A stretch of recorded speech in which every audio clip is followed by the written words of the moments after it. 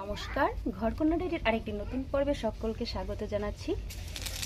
আজকে আমি গ্রামের বাড়িতে এসে রান্না করা শুরু করে দিয়েছি। এই যে দেখুন, এটা হচ্ছে কুলপি শাক বা অনেকে সুরমাদুনি বলে, অনেকে কুলেখাড়া শাক বলে।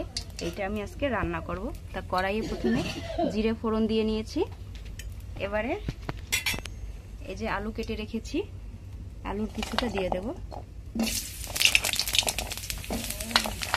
আর এই শাকগুলো এরকম হালকা পাতলা ঝোল করে খেলে শরীরের জন্য উপকার। এই শাকটা খেলে শরীরে রক্ত হয়। আলুটাকে একটু ভেজে নেব, তারপরে আমি শাকটা দেব। আলুর সাথে একটু লবণ দিয়ে দিই, আলুটা সিদ্ধ হবে ভালো।